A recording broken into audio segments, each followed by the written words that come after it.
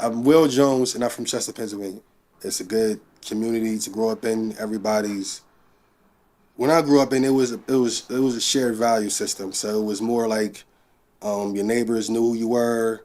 They help if you was out too late. They seen you doing something wrong. They would get on you, tell you, bring you, let your mom know, stuff like that. Now, as far as what it looks like, I kind of missed Chester's vibrant stage. Like when I was born, it was already starting to decline. Basically, that red line was starting to form around the time I was born, and then by the time I would guess I was in the mid '90s, it was cemented. It was a dark, dark red line around Chester, and it was obvious to us, obvious growing up, that we were different than our neighboring communities because, like, right in the nearing vicinities, like in Aston, um, what their middle school and high school looks like, Parkside, what their school facilities look like. All basically because we're basically surrounded by we're the only city in Delaware County. Each bordering municipality is affluent, and the median income is probably in the 60s and stuff like that, and they're doing really well. The Chester's median income is 30s, it's 32 or something like that for a family. So the individual is like 17. The issues that happen a lot of time with these predatory entities that come in here, for the most part, they come in here looking for a friendly government because that's what the word is. Word got out a long time ago that Chester is a friendly government.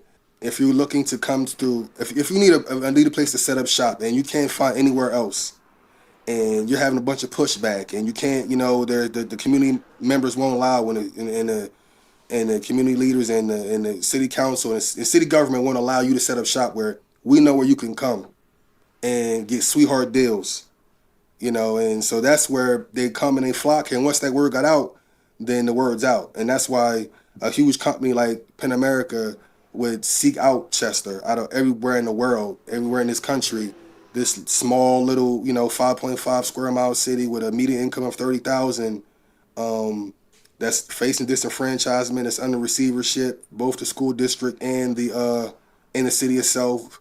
It's under Act 47, all kind of unbelievable, unimaginable financial hardships and situations. Why you want to come here and offer us this opportunity? That usually doesn't happen. And when they come and they offer, all these grand promises and jobs and stuff like that. But most times it's not in good faith.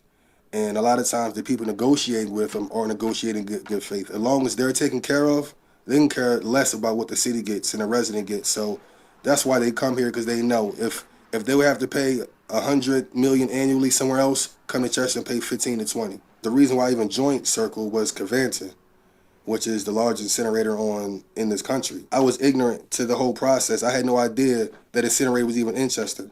Had no idea. Lived, born and raised here my whole life. Did not know it existed until 2017 or something like that. I was watching CNN, and then a documentary came on about Chester, and it was this documentary was called United States of America. It was a big Emmy award-winning docu-series that was going all the way around the country and showing different cases of environmental justice. I didn't know nothing about it. I'm just sitting there watching CNN, and they say something about Chester. I'm like, Chester, PA? I'm like, what is CNN doing anything on Chester? Like, who the hell will even know how, where, why, what's going on?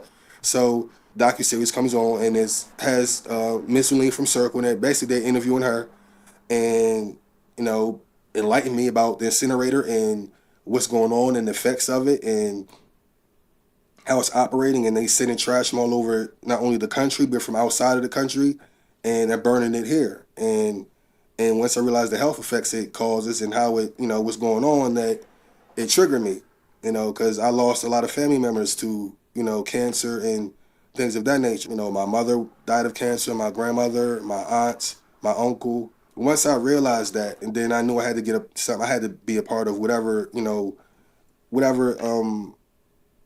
fight that was taking place to try to get that out of there. I had to be a part of it, because if there's anyone or any entity that could be held accountable for the losses I suffered through my family, then I'm going at them full force, and somebody's going to have to pay for it.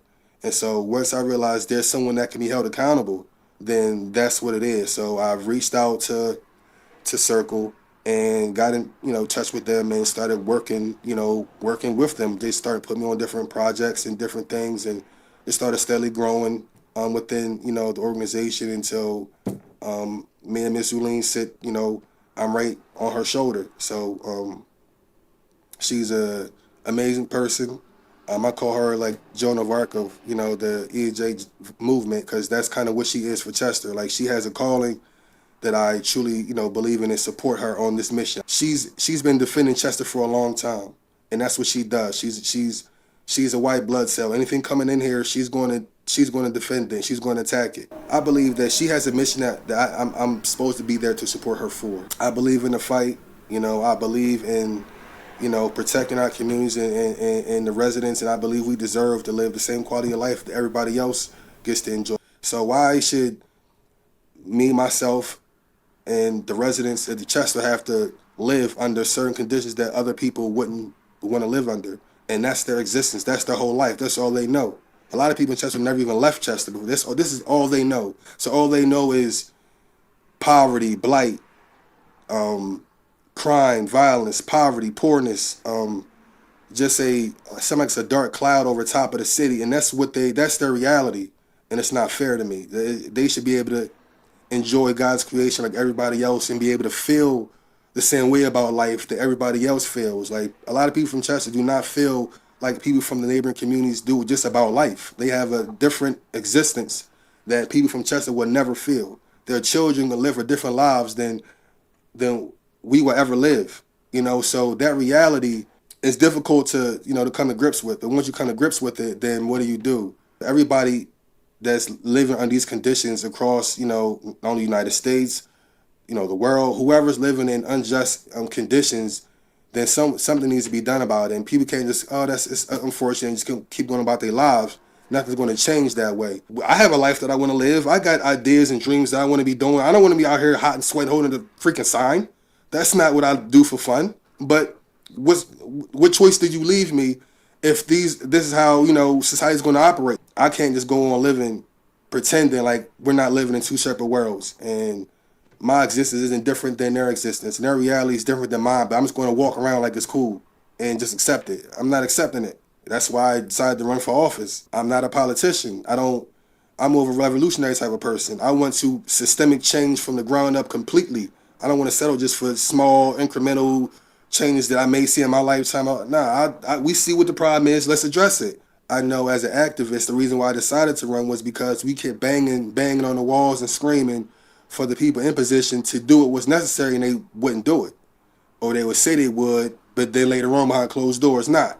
So we have to put people in position that will. I'm trying to serve my community because I feel like it needs it right now. And I prayed on it, and I feel like that's what God, is leading me to do. The LNG is different than the incinerator.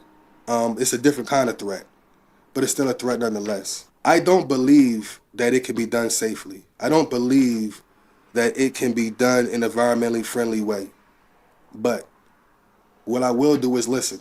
We're not going to be pimped or prostituted for financial gain. It's going to be at the cost of our lives, or of the cost of other people's lives, or of the cost of their environment as a whole. Now, Chester's in a bad situation. The bottom line is Chester is an unimaginable financial situation, to the point disenfranchisement is a total reality for us, to the point Chester itself will not exist. So there's a lot of environmental groups and a lot of different environmental groups from different areas that aren't under the same conditions that Chester's suffering in. So they can afford just to say no to anything that looks uncomfortable. It could be environmentally unfriendly, so to speak, and everything. But Chester has to look at every opportunity thoroughly before they say no to anything. That's just the facts, the bottom of our situation. Because our people are going to be really suffering in Chester and living, like I said, an alternate reality type of life that people really couldn't imagine living. It's not a supermarket in Chester. There's nothing. People are feeding their families off of Family Dollar and Dollar Generals and stuff like that. And everybody that's fighting this fight aren't living the same reality. So you can go from here and come home and fight the Chester's fighting and go home and still be living in a middle class area in comfort. So I understand why you fought that. Y'all city didn't need it, but we need a lot. And so that's why whoever come here had to understand that the previous regimes are no longer here, as far as just letting people come in there, getting sweetheart deals, selling the city out, no due diligence about anything that could negatively impact the city. None of that. Just worrying about themselves. So what I told the people is, from now on, the city has to be monetized. And we need to monetize almost every square inch that can be monetized. But it's our land. And anybody coming into our land has to understand that we're going to benefit first and foremost. Number one, it has to be safe. It's not going to be all these predatory, harmful industries that's coming in here. It has to be safe. We have to benefit first. So you come to us respectfully with a plan that's not going to hurt, harm, or endanger our citizens, and it's going to embolden us and put us in position to get out of the financial situation we're in. So if you can meet those requirements, then we'll listen to you. But before they're coming in with kind of raggedy offers, nothing that's going to benefit us, and it just poison us to death. In Louisiana, in Texas, these things has caused problems. They reached out to let us know they're not happy, and they want to let the citizens of Chester know, if this comes here, this one can happen to you. And they're having a problem with their groundwater. They're having a problem with their lakes and rivers and stuff like that, not being able to be utilized properly the way they used to be. That as far as people want to come and development, who wants to develop an area with a liquid natural gas plant sitting right in the middle of it? People not necessarily want to move into a city with a large liquid natural gas plant sitting in the middle of it.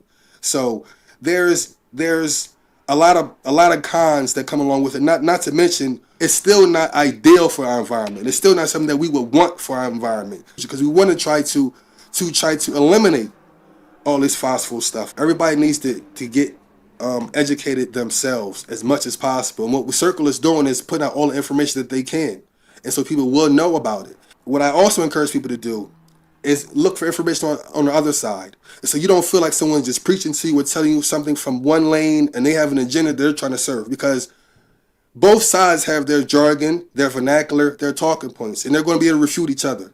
And that's just the bottom line. Because I've been in the meetings with each other in there, and everybody got their points, and everybody sounds valid, and no one's willing to concede an inch. We want to do our own. We want to educate ourselves about anything coming into our community, and that's what I'm pulling everyone to do. This LNG is a lot of resources that you can go to find out all the information you need to know about it. Even though I am someone that's fighting environmental justice and truly believe in it, I don't want it to be on my high horse and be trying to tell people what to do based off what I believe. You have to do your own research, and it has to become what you believe, because it's nuanced and it's complicated. And so there's pros, there's cons. And so you have to understand and be able to truly make an informed decision. And once you do that, I think we all be in a better place. So that's what I truly implore people to do, to do the research. Like if you had cancer and you was researching your doctors, or you was researching, or if your child had cancer, you was trying to research what are the best facilities, what are the new treatments coming out. You're gonna do whatever research because it's your life on the line. We need to treat this the same way. Treat it like you got cancer or your child got cancer, and you're researching the different possibilities or the different doctors or the new techniques, so you can get all the information that we need to make the best decision. So that's what I want people to truly do, so they don't want to feel like they was pushed, coerced, or tricked into anything, because whether it's good or bad, I feel like people have to make their own decisions. And so even you have the best intentions, you can know this is the best thing and you need to do this. You can't trick someone into picking that. They have to make that decision themselves. You can't force them. They have to make that decision themselves. So you can educate them, tell them what you believe. You can tell them all the information that you know, but they have to be able to make a decision based off their own perception, their own ideas, what's going on in their own mind, based on the research that they was given, not on ideals and whatever you told them to do. And that's just what I truly believe.